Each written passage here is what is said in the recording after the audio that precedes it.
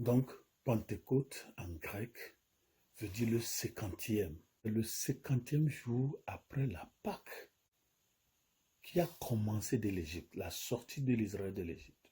Dans le Nouveau Testament, de la résurrection, Jésus a encore fait 40 jours sur la terre avant de partir. Et 10 jours après, il envoie le Saint-Esprit. Les Juifs célébraient ce qu'on appelle la fête des semaines, en hébreu. Une fête qui a été instituée depuis le temps de Moïse, ce qui commémore la célébration des commandements que Dieu leur a donnés sur le mont de Sinaï. Et c'est cette fête-là, Shavuot, que les apôtres étaient en train de célébrer quand le changement spectaculaire a eu lieu.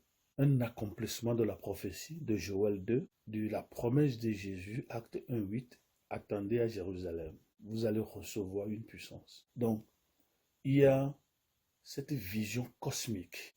Nous allons faire des progrès. Et dans ce progrès, on a besoin d'un appui spirituel. La Pentecôte, c'est le jour de la naissance de l'Église, le corps ecclésial. Ses moyens, ses mécanismes, sa substance, sa formation, et sa perpétuation, la continuité et le développement. La Pentecôte donne de l'empowerment et rend puissant, mais aussi favorise et facilite l'apprentissage de learnability, mais aussi de l'enseignement, l'éducation, de teachability. C'est la naissance de la missiologie. Le jour de l'effusion du Saint-Esprit, la langue qui était le plus petit commun diviseur, PPCD, on nous a enseigné ça à l'école primaire, le plus petit commun diviseur. Nous sommes dans Genèse chapitre 11, Babylone, Babel, etc. Mais le jour de la Pentecôte maintenant, le PPCD est devenu le PPCM, le plus petit commun multiplicateur. La langue qui était objet, sujet de division est devenue maintenant objet d'unité. C'est-à-dire que quelles que soient nos disparités ethniques, quelles que soient nos divergences commentaristes, ecclésiales, pentecôtes, évangélicaux, charismatico, nous sommes condamnés à vivre ensemble. Donc, le jour de la Pentecôte, le Saint-Esprit est un esprit d'interprète. Comment se fait-il que nous entendons les gens parler dans notre propre langue? La valorisation des langues maternelles, qu'on appelle langue de cœur. Il a interprété par multiplex le message que lui-même donnait à travers Pierre. Les colons ont voulu tuer. Le colonialisme, c'est du satanisme. Dieu a créé les langues à raison, à dessein. Donc, ces gouvernements, ces politiques qui veulent tuer la langue nationale des gens, la langue maternelle des gens, mais ça, c'est une politique du diable. Le Saint-Esprit, par multiplex, a revalorisé et intensifié la gloire que Dieu a laissée dans chaque langue maternelle. Est-ce que vous parlez votre langue maternelle? Bon français, bon anglais, bon arabe, bon ceci. Où sont les langues africaines? L'Église, à l'effusion du Saint-Esprit, est devenue intra, multiculturelle, devenue globale. L'Église est devenue universelle, prenant en compte les réalités de chaque culture. Comment se fait-il que nous entendons les gens parler dans notre langue? On va au village, on parle en français, on dit il faut un interprète. Si vous ne connaissez pas la langue, d'accord, parlez la langue des gens. Et le Saint-Esprit aussi entraîne ce qu'on appelle une orientation triadique. La tête, le cœur et les mains. On doit faire quelque chose quand on reçoit le Saint-Esprit. Ce qu'on appelle l'approche holistique. Les gens disent évangile holistique. Oui, évangile holistique veut dire qu'on ne s'assoit pas seulement à l'église. C'est ce que ça veut dire. L'évangile holistique veut dire qu'on ne s'assoit pas seulement à l'église. On ne reste pas de midi à 14 heures à l'église. On est au marché, on est au champ, on cherche du travail. Le Saint-Esprit est là pour donner des visions, des révélations, des constructions, des imaginations, des préparations, du nouveau. Faire quelque chose de nouveau qui n'a jamais été fait. Révéler du travail. Je connais quelqu'un qui prie. Il dit, Seigneur, montre-moi quelque chose. Vous savez, actuellement,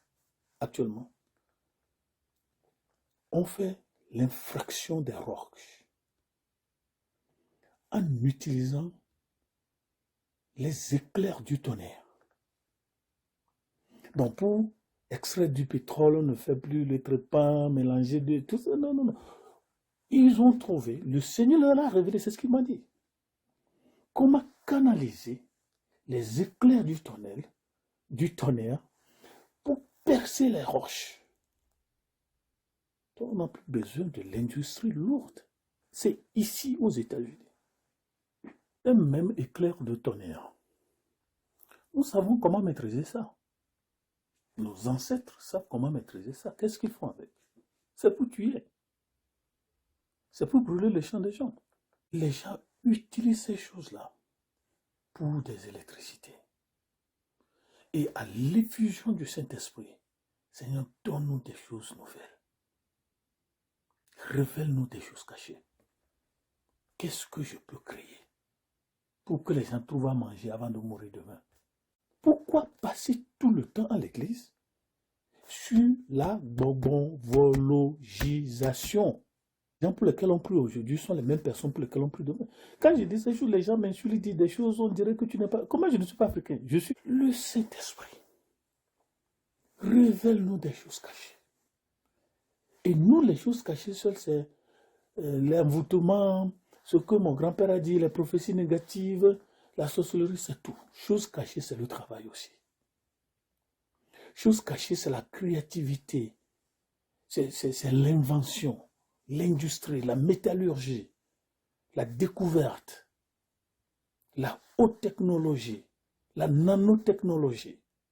C'est le travail du Saint-Esprit. C'est pourquoi il a donné le cerveau. Il actionne le cerveau pour créer de nouvelles choses. Jésus pouvait dire, je travaille parce que mon Père travaille toujours. Il ne s'est pas arrêté.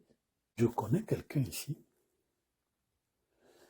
qui y prie. Le Saint-Esprit, c'est pour ça, Seigneur, révèle-moi un travail. Révèle-moi quelque chose qui n'est pas encore fait. Montre-moi quelque chose que je peux créer. C'est ça. Mais donc, la bonbonvologisation du Saint-Esprit est diabolique. Quand on dit holistique, il y a d'abord la pensée, ça c'est la cognition. Il y a aussi les corps, ça c'est l'affect. Il y a les activités, ça c'est le behavioral, le comportement. Voilà comment l'Europe a été transformée. Donc on est parti des croyances à des actions. De l'orthodoxie en passant par l'orthopathie. Orthodoxie, orthopathie et orthodoxie. Il y a croyance, d'accord. Les désirs, oui.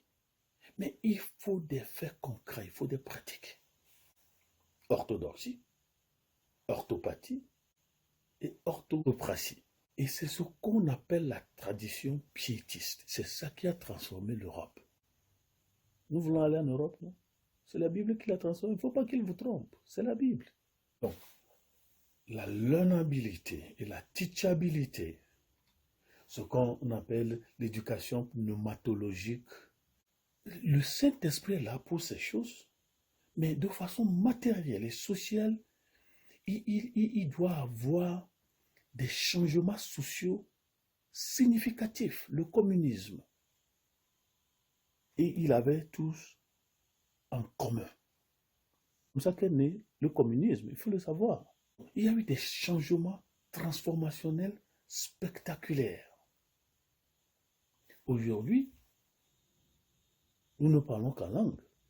Glossolalia. On ne parle pas au changement de la société. On attend le gouvernement. Pierre et son gouvernement n'ont attendu personne.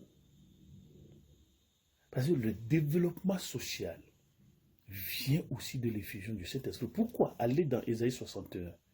Et l'Esprit du Seigneur l'Éternel est sur moi. Il dit, ah, rebâtis les ruines. Mais un Saint-Esprit, une effusion du Saint-Esprit qui ne rebâtit pas les ruines, ne vient pas de Dieu. Le leadership a été déverticalisé. Avec l'effusion du Saint-Esprit, on a dépositionné, déverticalisé, déhiérarchisé le leadership. L'effusion du Saint-Esprit a platonisé et a horizontalisé le leadership. Vous êtes le représentant de la tête, vous n'êtes pas la tête. Vous conduisez les gens parce que la tête vous a mis devant et vous dirigez les gens à travers la tête. Et non à travers vos coutumes, vos rituels, vos ethnies et vos familles. Le Saint-Esprit est aussi là pour la purification et le nettoyage. On dit, il est d'abord comme un vent impétueux. Suivez la nature. À l'approche des saisons de pluie, vous allez voir des tornades. Ça, ce n'est pas des conséquences du péché. Dieu lui-même balaie la nature. Balaie la nature. Et il envoie la pluie, il nettoie la nature. Un chrétien qui dit qu'il est rempli du Saint-Esprit et qui est sale n'est pas rempli du Saint-Esprit. C'est ce que ça veut dire. Physiquement comme spirituellement, mentalement comme langagé, comportementalement. On doit être propre. On doit être propre. Alors, le vent souffle, il balaie ce qui est balayable. Maintenant, les choses dures, le feu vient, on les brûle. On les brûle. On doit paver le boulevard du Saint-Esprit. Et on ne doit pas avoir d'obstacle. Que ce soit un obstacle mental, comportemental, affectif, des choses comme ça. Le Saint-Esprit nous balaie et nous lave. On ne met pas du vin nouveau dans de vieilles outres. La pratique du leadership est redevenue théocentrique, christocentrique et non ethnocentrique. Non. Non. Ici, il dit, le Saint-Esprit, vos filles et vos garçons, c'est ce qu'il a dit. Donc, le patriarcalisme, la gérontocratie, vision sociale, il n'y a pas ces choses dans le Saint-Esprit. Il n'y a pas ces choses dans le Saint-Esprit. Donc, les divisions sociales, les classes sociales que nous avons créées dans l'Église de Jésus, Dieu va toujours les balayer. Non, ils avaient tous tout en commun. C'est-à-dire une société égalitaire, mais pas identitaire. On voit maintenant la consommation de cette vérité biblique que Dieu nous a créés, Dieu nous a mis au même pied d'égalité. Mais où est ça aujourd'hui dans l'Église? Parler en langue, c'est tout. Vous voyez la solidarité, et le renforcement des capacités des gens pour devenir meilleurs que ce qu'ils soient, pour devenir meilleurs plus que ce qu'ils sont.